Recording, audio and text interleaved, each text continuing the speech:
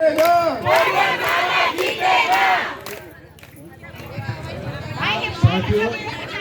माता बहनों, कवि थापा जी द्वारा जो बहुत इसके आपका अपना एकदम वैसे यहाँ पे राजनीति तो है नहीं, पर हम अपनी तरफ से थापा जी का स्वागत करना चाह रहे हैं और स्वागत हम माल्यार्पण करके कहेंगे जो उन्होंने इतना बड़ा कदम उठाया। इसी परिवेश में मैं जनता भाई से बोलता हूँ कि माल्यार्पण कर थापा जी का स्वागत जो इतना बड़ा कदम उठाया। हाँ ठीक है। नेता नहीं बनना चाहते हैं भाई। हमारे केंद्रीय महामंत्री भी अनुरोध करूंगा कि थापा जी का माल्यार्पण कर स्वागत किया जाए। स्वागत में जरा थोड़ा कम समय लेंगे।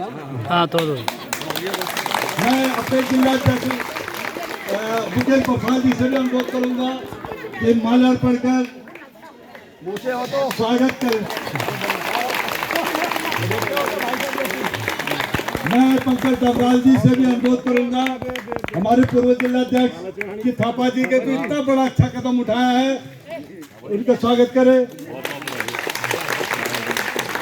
मैं पंकज जी हमारे बीच में हमारे क्षत्रिय महासभा के अध्यक्ष उमेश सिंह मटारी जी से भी अनुरोध करूंगा कि माल्यार्पण कर स्वागत करें। बहुत बहुत बधाई। मैं बोलूंगा जीतेगा भाई जीतेगा, जंग जीतेगा, तो आप बोलो परवीन थापा जीतेगा। ये आंदोलन जीतेगा, ये आंदोलन जीतेगा और सारा जीतेगा। थोड़ा पीछे हो जाओ। जंग जीतेगा भाई जीतेगा, जंग जीतेगा भाई जीतेगा, जंग जीतेगा भाई जीतेगा। धन्यवाद। थोड़ा पीछे हो जाओ, पानी से हो जाओगे। लहरों से डरकर नौका कभी पार नहीं होती, लहरों से डरकर नौका पार नहीं होती, करने वालों की कभी हार नहीं होती, कोशिश करने वालों की कभी हार नहीं होती। नन्ही चींटी जब दाना लेकर चलती है, चढ़ती दीवारों पर 100 बार फिसलती है। मन का विश्वास रफरता है, गिरकर चढ़ना चढ़कर गिरता है। आखिर उसकी मेहनत बेकार नहीं होती, कोशिश करने वालों की कभी हार नहीं होती, कोशिश करने वालों की कभी हार नहीं होती, कोशिश करने वालों की कभी। हार नहीं होती। बहुत सारे लोगों ने शुरू में मुझे कहा कि थापा जी यार ये है वो है, तुम क्यों जा रहे हो, क्या है, क्या मिलेगा। तो मैंने सोचा यार देखते हैं, प्रयास करते हैं, कोशिश करते हैं। और आप देख ही रहे हो कि बहुत सारी नेगेटिव चीज़ें, एक्चुअली क्या है कि सोशल मीडिया में जितने कमेंट्स आते हैं ना, मैं पढ़ता भी नहीं हूँ। कभी कमेंट आते हैं मेरे लिए अच्छा भी लिखो, कभी मैंने देखा होगा जवाब भी नहीं देता। तो मैं सिर्फ ये सोचता हूँ कि यार मुझे करना है, और आज आप देख रहे हैं, और इस बार ये मार्ग बनेगा।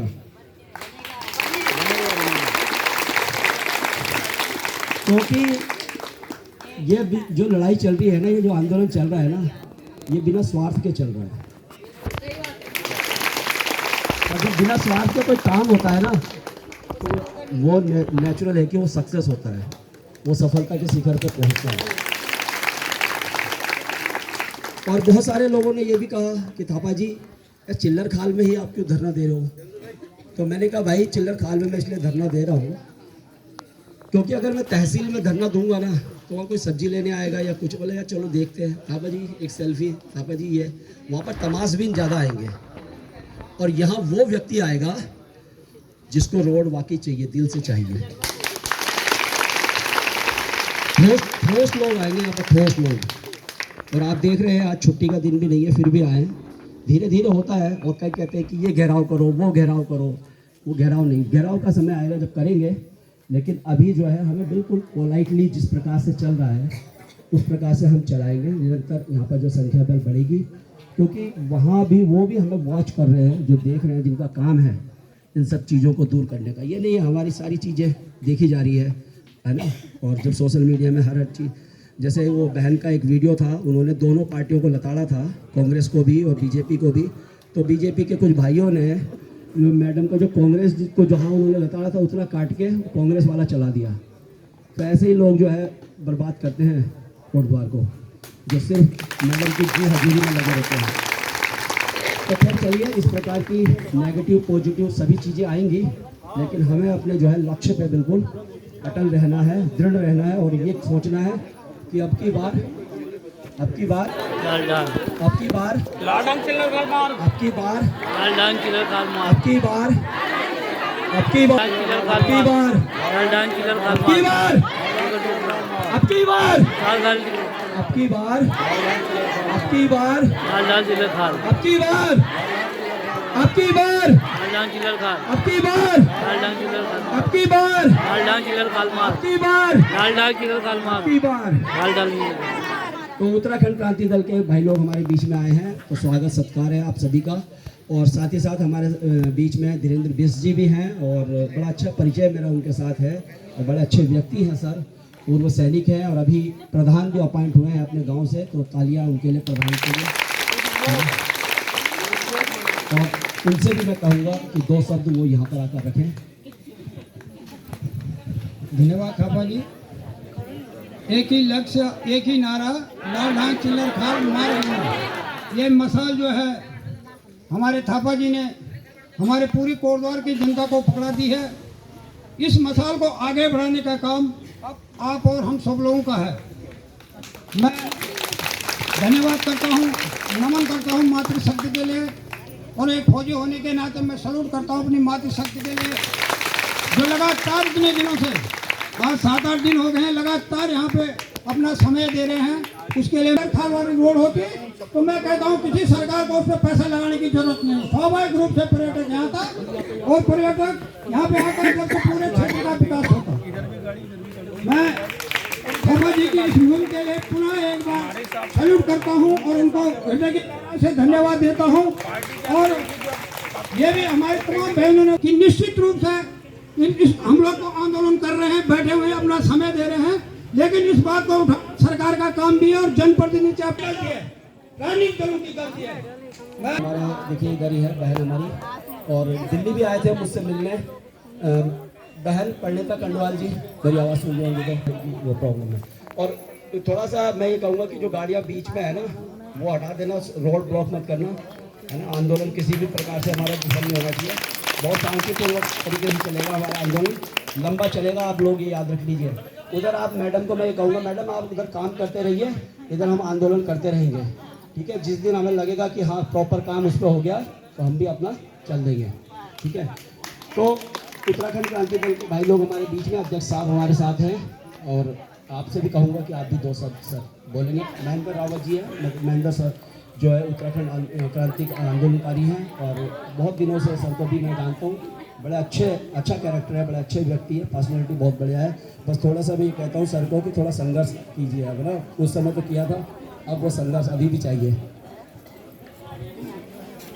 सम्मानित आंदोलनकारी महिलाओं, सबसे बड़ी खुशी की बात है कि जो मुद्दा जनप्रतिनिधियों ने उठाना था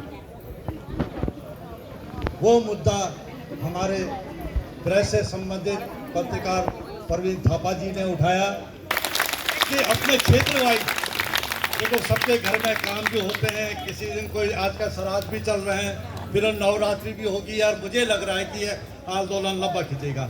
मैं जन सभी से कहता हूँ, माता बहनों से अपील करता हूँ कि जैसे मैं बहुत पुरानी याद दिला देता हूँ, कभी इस्लाम के लिए इस्लाम जब लड़े थे तो प्रत्येक गाँव वाइज वहाँ पे धरना चलता था, एक दिन ये ग्राम सभा, एक दिन ये ग्राम सभा।